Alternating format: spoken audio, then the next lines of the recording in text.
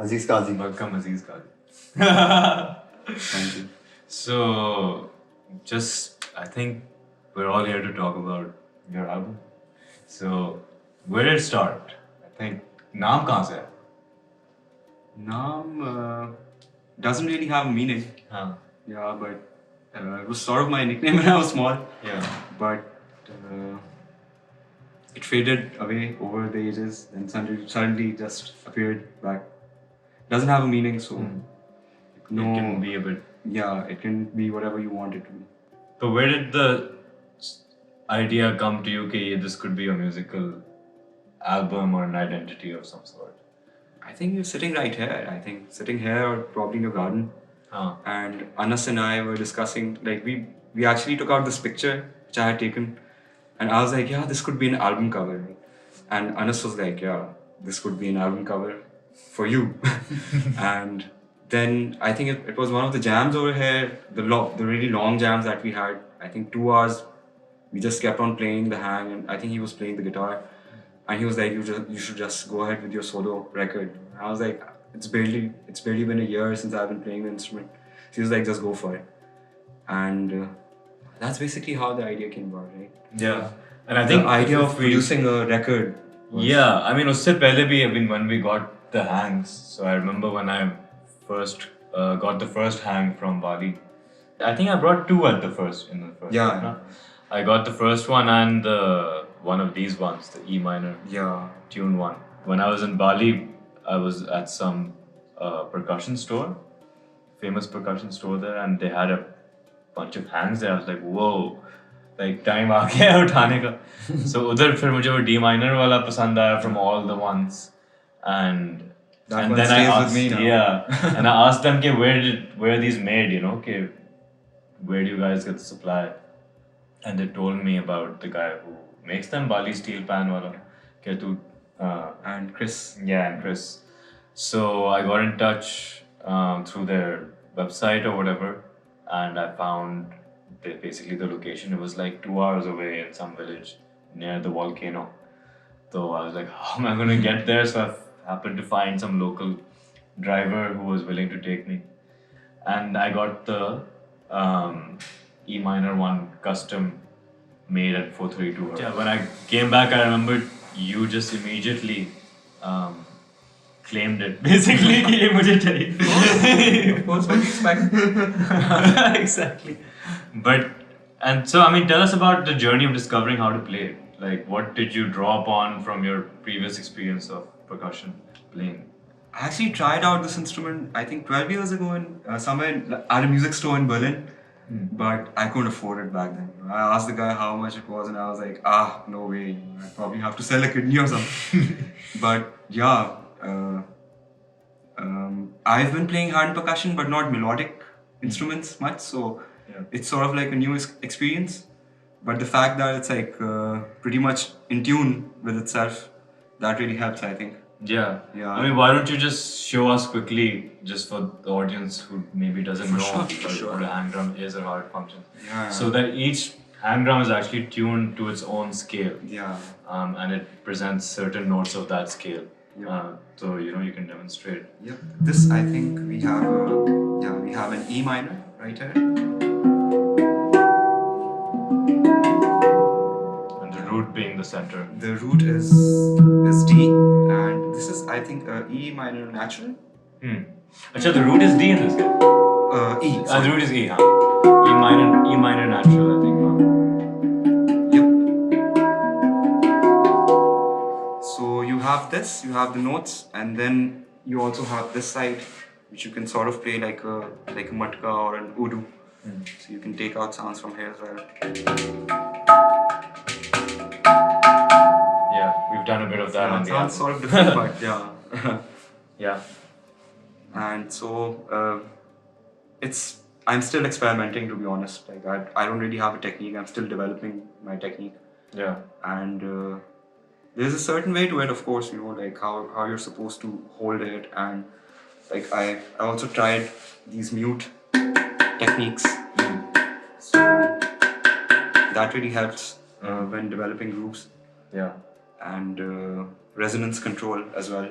that's something I'm discovering in this. It can get really loud. Yeah, it can get very loud as well, and it also changes its tuning slightly according to the weather. So I'm also learning that, like how to record it, not to have the temperature too low in the studio while recording it. Yeah, yeah, that was quite a.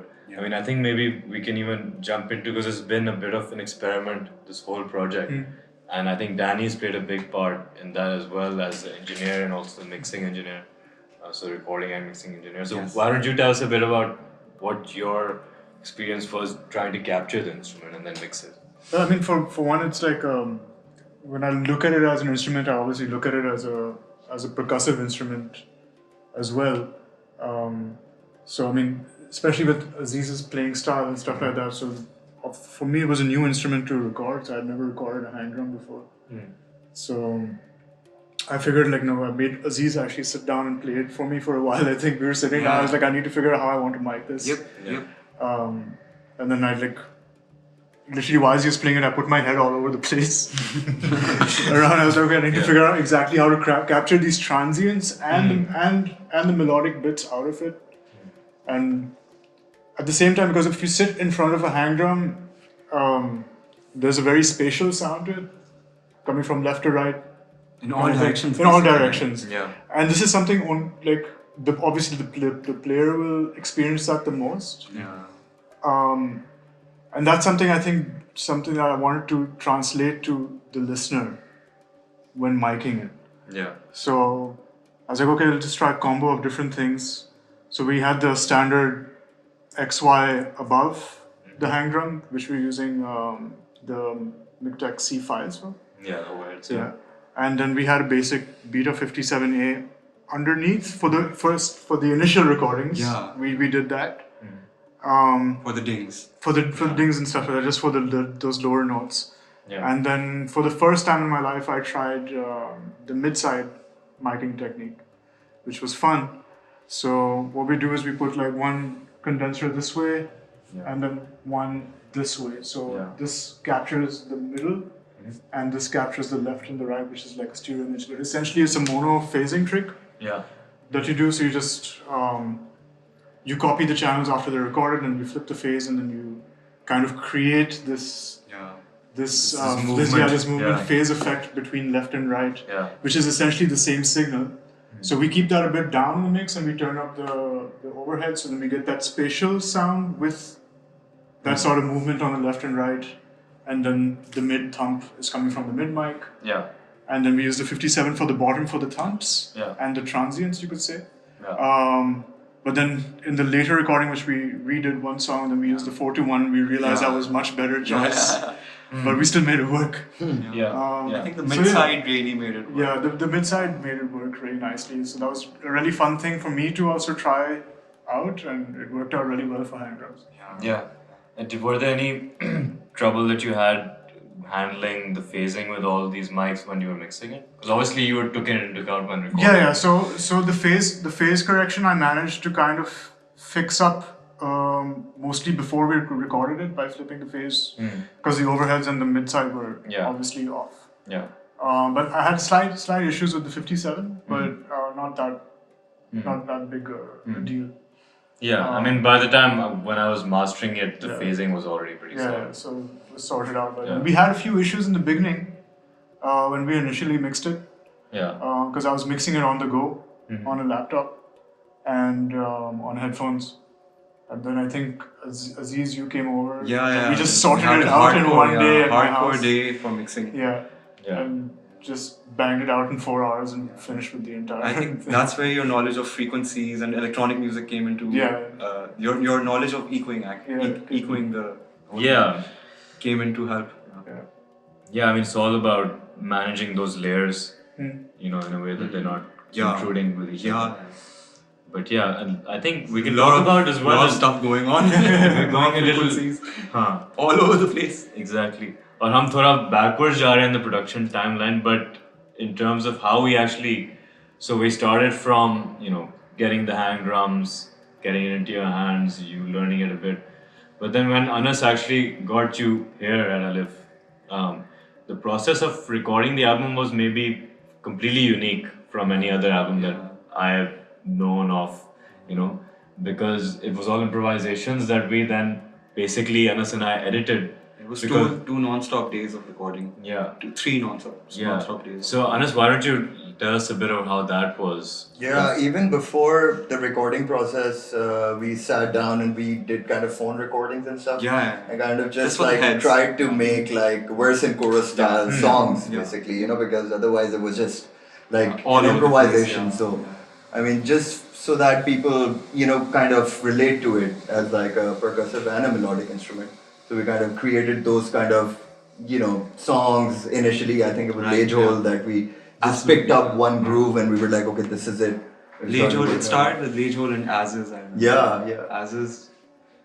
From then on, it was pretty straightforward. I mean, for me, I was just kind of looking for hooks and, you know, just things that could potentially, you know, just reach out to people and make Yeah. more sense as a song.